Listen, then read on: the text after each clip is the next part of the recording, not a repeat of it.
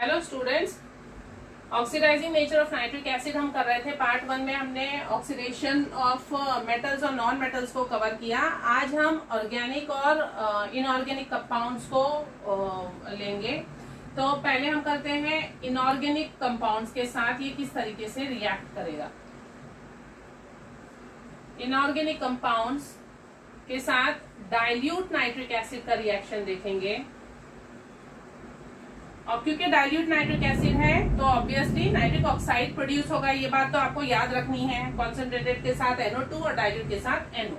अब inorganic compounds में जो पहला कंपाउंड है दैट इज SO2। SO2 के साथ में जब ये रिएक्ट करता है HNO3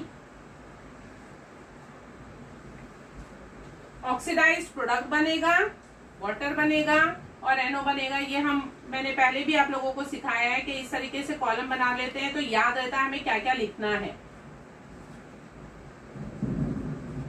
अब सल्फर डाइऑक्साइड के साथ आपको एक चीज याद रखनी है कि वाटर प्रोडक्ट में नहीं आता बल्कि रिएक्टेंट में आता है। तो यहाँ पे वाटर नहीं बनता बल्कि वाटर रिएक्टेंट के तौर पर यूज हुआ है। और जो इसका ऑक्सीडाइज्ड प्रोडक्ट होगा वो है H2SO4, सल्फ्यूरिक एसिड बन जाएगा। एक्चुअली SO2 और H2O होता क्या है, सल्फ्यूरस एसिड। ऐसे भी आप लोग याद रख सकते हैं, सल्फ्यूरस एसिड से सल्फ्यूरिक एसिड ही बनेगा, सल्फ्यूरस का सल्फ्यूरिक एसिड। तो HNO3 के इस रिएक्शन में NO गैस लिबरेट होती है, नाइट्रिक ऑक्साइड। सल्फर डाइऑक्साइड से रिएक्शन होगा, oxidised product is sulphuric acid. बहुत दफा क्वेश्चन जो है नाइट्रिक एसिड में यही पूछा जाता है, name the oxidised product when the nitric acid dilute या कॉन्सेंट्रेटेड बता देंगे आपको। तो dilute reacts with sulphur dioxide, तो oxidised product is sulphuric acid. Similarly एक और रिएक्शन होता है H2S के साथ। HNO3 जब रिएक्ट करता है तो इसका ऑक्सीडाइज्ड प्रोडक्ट क्या होगा, हाइड्रोजन हट जाएगी, सल्फर बचेगा, तो sulphur is the oxidised product. Water बनेगा और NO। एक और रिएक्शन है जो बहुत कॉमनली पूछा जाता है, फेरस सल्फेट का। FeSO4 के साथ रिएक्ट करेगा तो क्या बनेगा, फेरिक सल्फेट। ये फेरस है, ऑक्सीडेशन होने के बाद फेरिक बन जाएगा, FeSO4 Fe2SO4 थ्राइस। ये है ferric sulphate. Ferric sulphate, water and NO। अब यहाँ पे आपको इस रिएक्शन में क्या बात याद रखनी है कि फेरस सल्फेट जो है हम एसिडिफाइड फेरस सल्फेट यूज करते हैं, इसीलिए यहाँ कॉन्सेंट्रेटेड सल्फ्यूरिक एसिड भी आएगा, H2SO4। ये चीज आपको दिमाग में रखनी है। ये रिएक्शन हम आगे के वीडियो में ब्राउन रिंग टेस्ट के लिए करेंगे। ये ब्राउन रिंग टेस्ट है, नाइट्रिक एसिड को टेस्ट करने के लिए हम ये रिएक्शन यूज करते हैं। अब बैलेंसिंग देखते हैं। बैलेंसिंग के लिए फिर जैसे मैं बताती हूँ आपको, नंबर्स कुछ याद रख लेने हैं, 3 2 2 3 2 2। तो आगे की बैलेंसिंग आप लोग कर सकते हैं। 3 सल्फर है इसीलिए मैं यहाँ 3 कर दूंगी ताकि सल्फर बैलेंस हो जाए। अब देखते हैं नाइट्रोजन, यहाँ पे 2N है तो इसे भी 2 कर दीजिए। अब हाइड्रोजन देखिए, 2 2 4 + 2 6, यहाँ पे 3 2 6 हो गए। ऑक्सीजन देखिए, 3 2 6 + 2 8, 2 3 6 14 हो गए, 3 4 12 + 2 14 हो गए, बैलेंस हो गया। यहाँ पे भी वही है, 3 2। HNO3 जितने भी हम इनऑर्गेनिक कंपाउंड के तीनों रिएक्शन कर रहे हैं उसमें 2 HNO3 ही है, ये याद रखिए आप लोग। 3 H2S और 2 HNO3, इससे बैलेंसिंग इजी हो जाएगी। 3 2 6 + 2 8 हो गया, इसलिए 4 H2 करना पड़ेगा। S यहाँ पे 3 है इसीलिए 3 कर दीजिए। N यहाँ पे 2 है इसीलिए यहाँ 2 करिए। लास्ट में ऑक्सीजन चेक करिए, 2 3 6, यहाँ पे 4 + 2 6, ऑक्सीजन बैलेंस हो गए। अब ये वाले रिएक्शन में एक बहुत बड़ा नंबर है, बैलेंसिंग करते वक्त आपको 1 घंटा चला जाएगा, तो ये याद रखिए, ये है 6। FeSO4 6 मॉलिक्यूल्स यूज करते हैं। अब मैं किस तरीके से याद रखती हूँ कि यहाँ पे जो SO4 थ्राइस है, ये SO4 मुझे यहाँ नजर आ रहा है, H2SO4, तो मैं इसका 3 भी याद रख लेती हूँ। ये 6 है, ये 3 है। अब 3 2 6, ये रहा 3 2 जा 6। इस तरीके से भी याद रख सकते हैं। अब ये नंबर जब याद होंगे तो आगे की बैलेंसिंग देखिए कैसे करेंगे। 6Fe, तो यहाँ मैं 3 2 जा 6, इसको 3 कर दूंगी।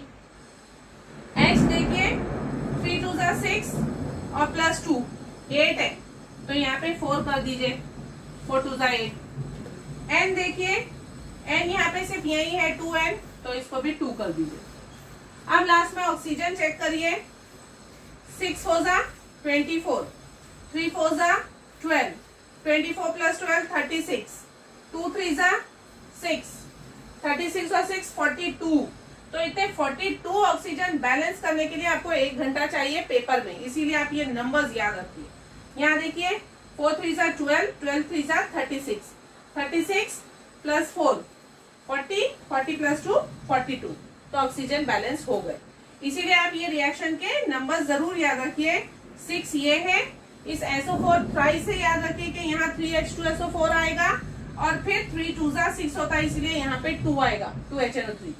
जब आप तीनों रिएक्शंस लाइन से लिखते हैं तो आपको याद हो जाता है, लेकिन जब एग्जाम में सिंगल रिएक्शन आएगा तो बहुत दिमाग लगाना पड़ता है, तो उस वक्त के लिए आप थोड़े थोड़े नंबर जरूर याद रखिए बैलेंसिंग के।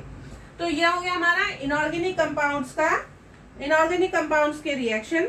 अब ऑर्गेनिक कंपाउंड के साथ ये किस तरीके से रिएक्ट करता है वो देखते हैं। ऑर्गेनिक कंपाउंड के साथ में कॉन्सेंट्रेटेड नाइट्रिक एसिड रिएक्ट करेगा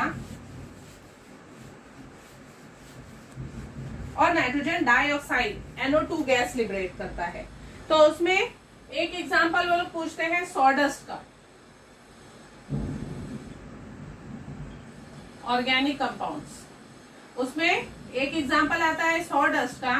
तो सॉडस्ट के लिए तो बहुत बड़े बड़े फॉर्मूले हैं, उसकी जरूरत नहीं है, आप वर्ड इक्वेशन में ही लिख सकते हैं कि सॉडस्ट के साथ में जब कॉन्सेंट्रेटेड नाइट्रिक एसिड रिएक्ट करता है तो what does it give, carbon dioxide, water vapour and क्योंकि हॉट कॉन्सेंट्रेटेड है nitrogen dioxide gas will be liberated. Okay, तो सॉडस्ट के साथ ये रिएक्शन होता है। उसके बाद ये है ऑक्सीडेशन रिएक्शन, ऑर्गेनिक कंपाउंड्स के साथ में ऑक्सीडेशन का रिएक्शन। ऑर्गेनिक कंपाउंड्स के साथ ये नाइट्रिक एसिड नाइट्रेशन का भी रिएक्शन करता है। अब ये नाइट्रेशन क्या होता है? नाइट्रेशन का मतलब है ऑर्गेनिक कंपाउंड्स में से H को निकाल देना, वन और more H are removed and they are replaced by NO2 group, इसीलिए नाइट्रो नाम है, नाइट्रेशन। तो नाइट्रेशन का मतलब क्या है? रिमूवल ऑफ वन और more hydrogen atoms from the organic compound and replacing them by nitro group, NO2 group is called nitration. तो उसमें एग्जांपल आता है टॉल्यूइन का। टॉल्यूइन एक कंपाउंड है जिसका फॉर्मूला है C7H8। टॉल्यूइन ये एक ऑर्गेनिक कंपाउंड है, इसके साथ में हॉट कॉन्सेंट्रेटेड HNO3 का जब रिएक्शन होगा तो ट्राई नाइट्रोटोल्यूइन बनता है, जिसे कहते हैं TNT। ये एक एक्सप्लोजिव है, ट्राई नाइट्रोटोल्यूइन। अब ट्राई से ही याद रख लीजिए 3HNO3 आएंगे तभी मुझे 3 नाइट्रो के ग्रुप मिलेंगे। अब यहाँ से 3 H हट जाएंगे और 3 NO2 लग जाएंगे, तो इसीलिए यहाँ से यहाँ जो 8H है वो 5H हो जाएगा, C7H5, क्योंकि 3H हट के क्या लगने वाला है? NO2 ट्राइस, ट्राई नाइट्रोटोल्यूइन, इसीलिए इसे TNT का है, ट्राई नाइट्रोटोल्यूइन। C7H8 टोल्यूइन का फॉर्मूला है। 8 में से 5H बच गए, 3H क्या हुए?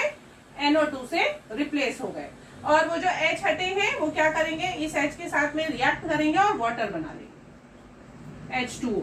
अब क्योंकि यहाँ पे H 8 और प्लस 3 11 है, तो यहाँ पे कितने करूंगी मैं? ये 5 और 3 2 जा 6, 6 प्लस 5 11 हो जाएंगे, और बाकी तो सब बैलेंस है। देखिए C7 N जो है 3 है, यहाँ पे भी 3 है, 3 3 जा 9 ऑक्सीजन, 3 2 जा 6 प्लस 3 9 ऑक्सीजन। तो इस तरीके से ये इक्वेशन भी बैलेंस हो गई। तो ये जो है ऑर्गेनिक कंपाउंड्स के साथ में कुछ रिएक्शन है कॉन्सेंट्रेटेड नाइट्रिक एसिड से, सॉडस्ट के साथ रिएक्ट करता है तो नाइट्रोजन डाइऑक्साइड गैस प्रोड्यूस होती है। नाइट्रेशन जब टॉल्यूइन का होता है तो टीएनटी प्रोड्यूस होता है जो एक एक्सप्लोजिव है। एक और गिव रीजन इससे रिलेटेड आता है कि the colour of skin changes to yellow when nitric acid falls on it. तो उसका रीजन क्या है कि जब nitric acid reacts with the proteins present in the skin तो it forms xanthoprotic acid, xanthoprotic acid which makes the skin yellow। तो ये उसका गिव रीजन है कि स्किन के प्रोटीन के साथ में xanthoprotic एसिड बनाता है जो कि स्किन को येलो कर देता है। और इसके अलावा सॉडस्ट का एक क्वेश्चन आता है और टीएनटी का, ये ट्राई नाइट्रोटोलुइन का जो नाइट्रेशन रिएक्शन है वो पूछा जाता है।